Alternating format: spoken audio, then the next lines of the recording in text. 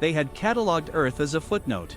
In the grand archives of the Ketheri Concord, Earth was a single gray entry buried beneath thousands of compliant worlds. Class, Deathworld. Indigenous species, human. Technological level, emerging FTL. Threat assessment, negligible if contained.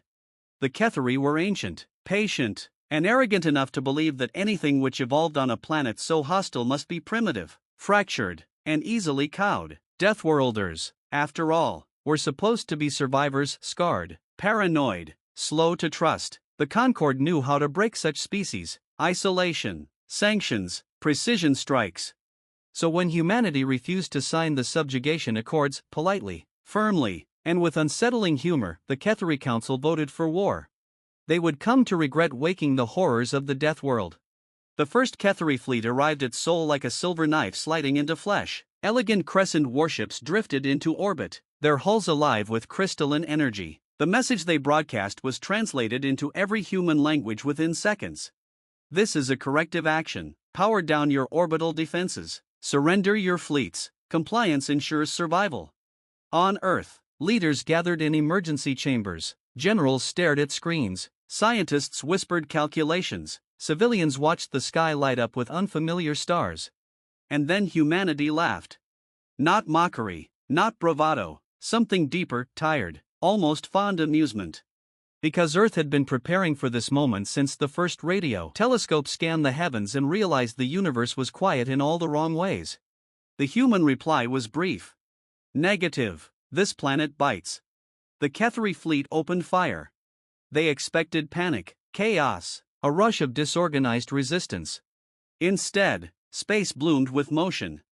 Human orbital platforms activated in perfect coordination, shedding disguise fields that had masked them as debris for decades. Missile swarms erupted like schools of metallic fish, weaving through vacuum with terrifying autonomy. Laser grids snapped into existence, not as beams but as layered nets that bent space itself. Ketheri commanders stared as 3 of their cruisers vanished, not exploded, simply erased, folded into collapsing singularities seeded by weapons humanity officially did not possess. This is impossible, Admiral Zeldar hissed, mandibles clicking. They were pre-FTL a century ago. Correction, an aide replied, voice tight. They were quiet. The battle lasted 6 minutes. 6 minutes later, the Concord's first invasion fleet was gone, reduced to expanding clouds of ionized matter and drifting wreckage. Not a single human ship was destroyed.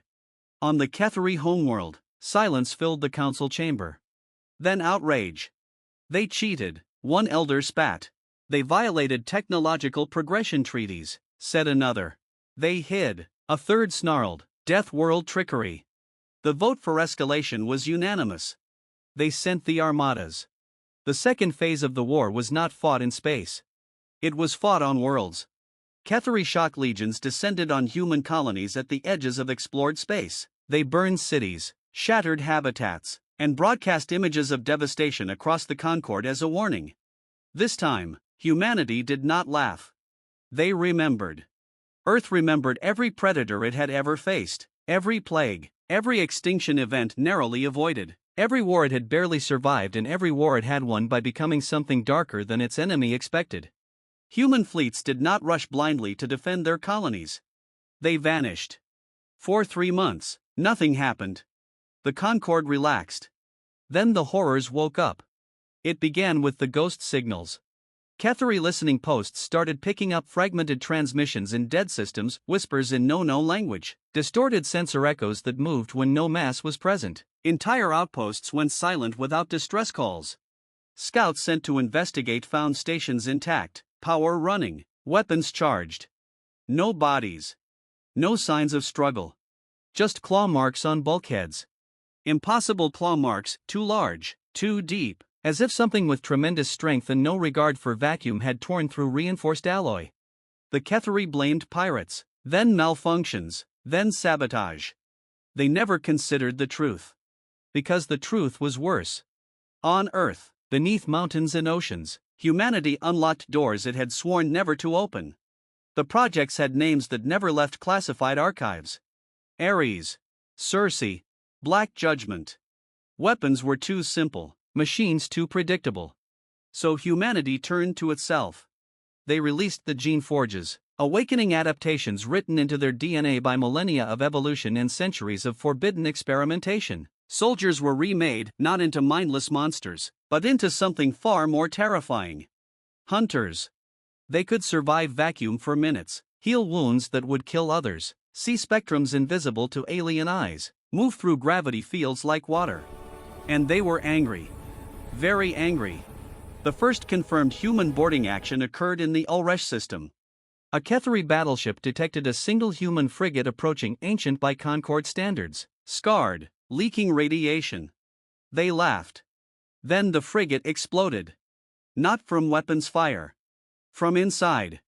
Human strike teams had already breached the hull, using stealth pods that mimicked debris, riding solar winds and sensor blind spots. They cut through corridors with tools that screamed at frequencies that shattered Ketheri neural implants.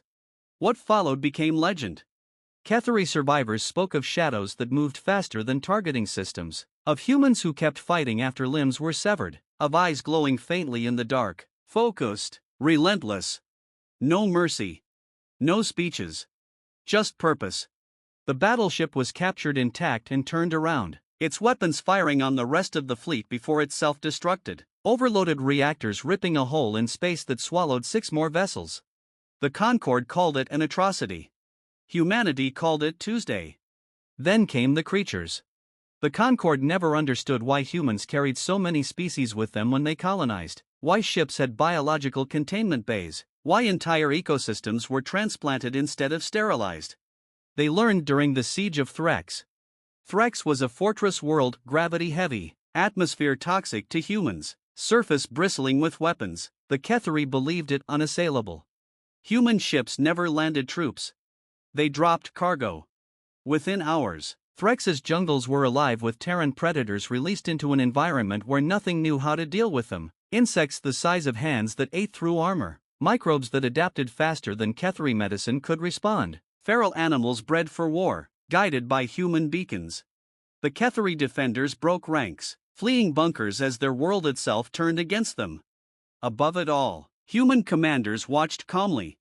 Deathworld meets Deathworld, one said, ours just has better PR. Threx fell in 3 days. Panic spread through the Concorde. Worlds declared neutrality, others defected outright, offering intelligence in exchange for protection. The myth of Ketheri invincibility shattered. Still, the Council refused to surrender.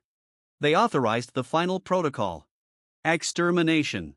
If humans were horrors, then Earth would be cleansed. A superweapon fleet assembled, armed with stellar destabilizers capable of igniting suns. Their target was not Earth itself, but Sol. End the star, end the species. Simple. The fleet never reached its firing position. Humanity had anticipated this. They always did. At the edge of the system, where gravity twisted strangely and sensors failed, something massive waited. The Ketheri thought it was a moon. Then it moved. The construct was ancient, predating human spaceflight by millennia. Humanity had not built it. They had found it. A relic left by a species that had faced extinction and chosen a different path, becoming guardians instead of conquerors. Humans had repaired it, fed it, taught it why Earth mattered. When the Ketheri fleet crossed the threshold, the relic awakened fully for the first time in eons. Stars dimmed. Space screamed. Entire battleships were crushed as if held in invisible hands. Others were flung into each other at relativistic speeds. The superweapons never fired. At the center of it all, human vessels advanced, not firing, just watching. The Ketheri Council broadcast a surrender. Humanity did not respond immediately. When the reply finally came, it was not from a general or politician. It was from a human civilian, standing in a ruined colony city, camera shaking slightly. You came to a death world, she said quietly. You saw storms, predators, earthquakes, plagues, and thought they made us weak. She looked up at the sky, where human ships now outnumbered alien ones. They made us ready. The terms were simple. The Concorde would disarm. The Ketheri Council would dissolve. No species would ever again be subjugated under threat of annihilation. And Earth? Earth would remain classified as what it truly was. Not a death world. A warning. Centuries later, Young species would ask why no empire ever challenged humanity again. Their elders would tell them the story. How a war against humans awakened horrors born not of cruelty, but of survival. How a deathworld species, when threatened, did not break or bow. They adapted. They endured. They ended wars so thoroughly that no one ever wanted to start another. And somewhere, far beyond the stars, the universe learned a lesson it would never forget. Do not wake the horrors of the deathworld.